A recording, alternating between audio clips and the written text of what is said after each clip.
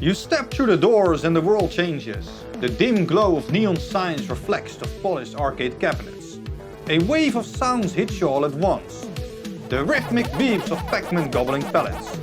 The thunderous booms of a Mortal Kombat fatality. The mechanical voice of the House of the Dead warning you to reload. Reload! Somewhere in the back, you hear the frantic button smashing of a high-stakes Street Fighter match. Your friends already here, gathered around the flashing screen, eyes locked in concentration. You weave through the maze of machines, pockets jingling with quarters, searching for your game. Do you go for the high score on Donkey Kong? Challenge someone to a round of Tekken? Or step up to Time Crisis, gripping the plastic gun like it's life or death? This isn't just a room full of games. It's an arena, a battleground, a second home. A place where legends are made, friendships are forged, and rivalries are settled, one credit at a time. But as unstoppable as arcades once felt, something changed. What led to their meteoric rise, and how did old school arcades disappear? Today, we step back into the glow of the arcade and find out.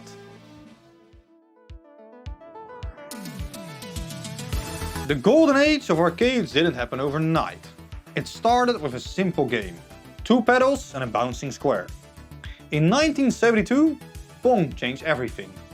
Before Pong, video games were experiments in laboratories, blips of light and oscilloscope screens. But Pong turned gaming into an industry. Bars, bowling alleys and pool halls installed Pong cabinets.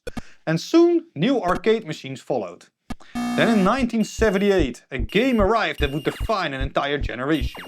Space Invaders. With its relentless alien invasion and increasing difficulty, it introduced something new, high scores. Players competed to see who could last the longest, pushing arcade culture into full swing. The floodgates opened. Asteroids gave players free movement in space. Pac-Man introduced an instantly iconic character and maze chase gameplay that captivated the world.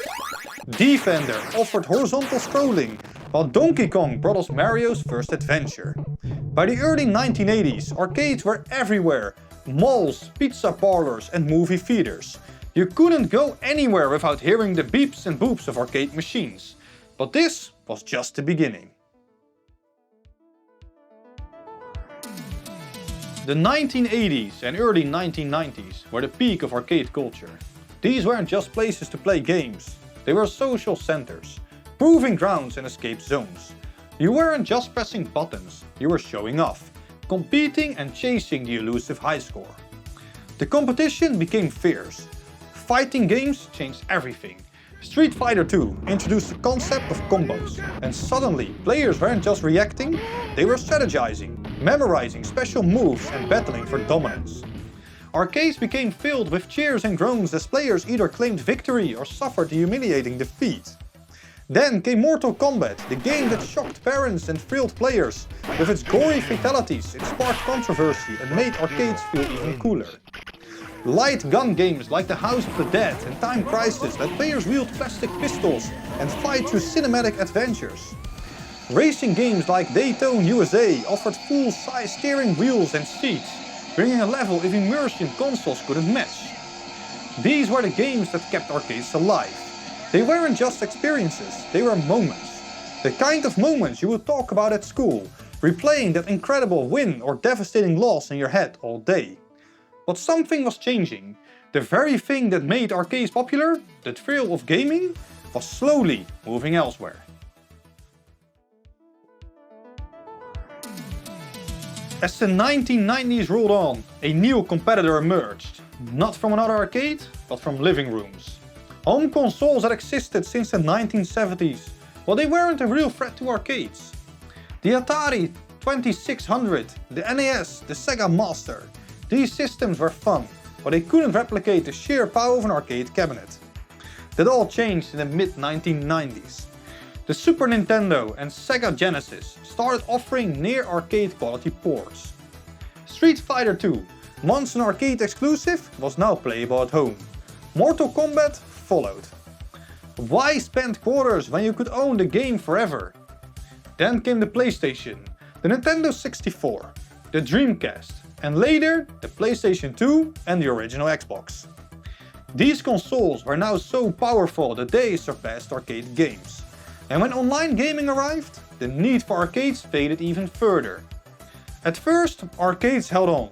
They still had exclusive experiences. Dance Dance Revolution made players move their entire bodies. And rhythm games like Beat Mania kept audiences engaged. But the writing was on the wall.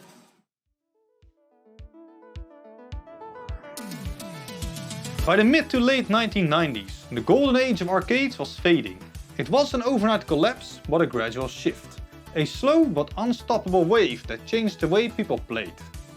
Home consoles were getting more powerful, offering arcade quality graphics without the need for quarters. Games like Tekken 3, Gran Turismo and Soul Calibur weren't just matching arcades, they were surpassing them. And with the arrival of online multiplayer in the 2000s, the need to physically go somewhere to play with others was disappearing. Arcades had always been about competition, but now you could face off against players across the world from your couch. The social element of arcades, crowds gathering around a cabinet, rivalries forming, friendships being built, was being replaced by online leaderboards and voice chat. I had 2 bullets in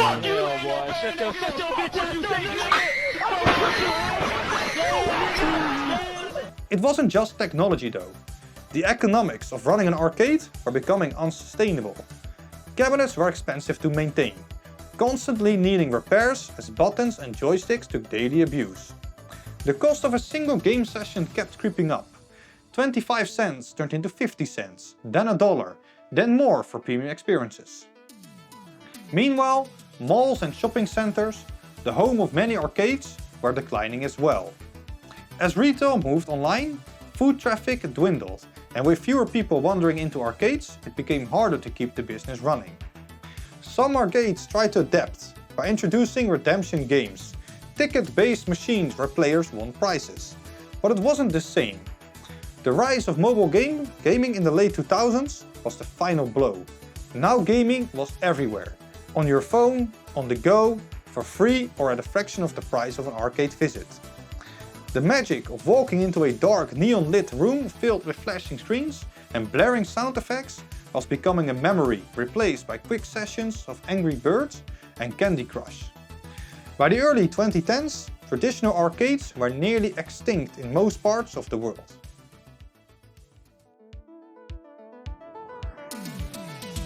While arcades declined in most of the world, Japan refused to let them die.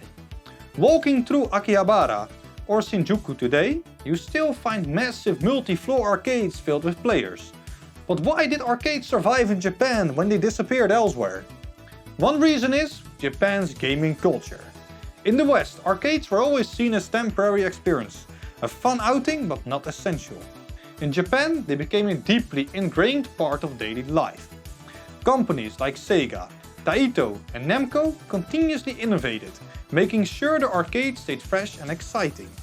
Unlike in the US and Europe, where the same old cabinets gathered dust, Japanese arcades constantly introduced new high-tech experiences.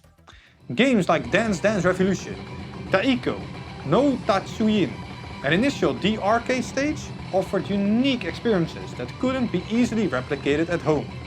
Another reason is space. In Japan, where many people live in small apartments, having a high-end gaming setup isn't always practical. Arcades provide a place to play cutting-edge games without the need of expensive hardware. This is especially true for competitive genres like fighting games. Arcades still serve as battlegrounds where the best players test their skills. Even now, you will find hardcore competitors battling it out in Street Fighter, Tekken and Guilty Gear cabinets.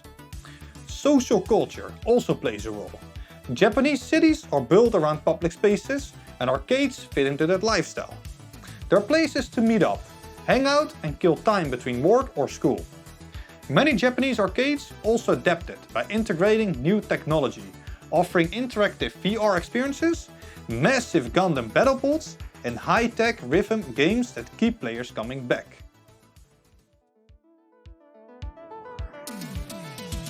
While Japan kept the arcade dream alive, other parts of the world weren't completely done with them. You can still find arcades in cities across the US and Europe, but they've changed. Instead of dark, smoky arcades of the 80s and 90s, today's arcades have transformed into barcades, a mix of arcade and bar culture. These places cater to adults who grew up in arcades, offering classic cabinets alongside craft beers and cocktails. Games like Pac-Man, Galaga and Donkey Kong still line the walls, but now they serve more as nostalgia-fueled attractions rather than cutting-edge experiences. In places like the UK, Germany and France, game halls still exist, but they focus more on modern ticket-based redemption games than classic arcade gameplay. The energy, the competition, the social gatherings, they're just not the same. Some cities, like London, have dedicated retro arcades, but these are more like museums, celebrating the past rather than keeping the culture alive. Even in the US, where arcades were once king, the few surviving ones are often part of entertainment centers like Dave and Buster's. They exist, but they don't feel the same. The sense of community, the thrill of discovering a brand new game, the sounds of quarters clinking as you line up for a match, it's hard to recapture that magic. The golden age of arcades may be over, but the spirit lives on. Whether in Japan's thriving gaming centers, the nostalgic barcades of the West, or the rare retro arcades that still stand, the memory of those neon-lit rooms filled with the sounds of victory and defeat will never truly fade. So, how did old-school arcades disappear? They started as dimly lit corners of bowling alleys and malls, bursting into the mainstream with games like Pong, Space Invaders and Pac-Man. Arcades became cultural landmarks, places where friendships were forged, rivalries were settled and high scores meant everything. Through the 80s and 90s, they thrived on innovation with games like Street Fighter 2, Mortal Kombat and Time Crisis, keeping players coming back for more. But then home consoles caught up, multiplayer moved online. The need to go somewhere to experience cutting-edge gaming faded.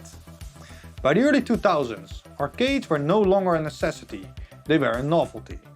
They never completely disappeared, but outside Japan, they became echoes of a time when gaming was a physical, social event, not just something you did from your couch.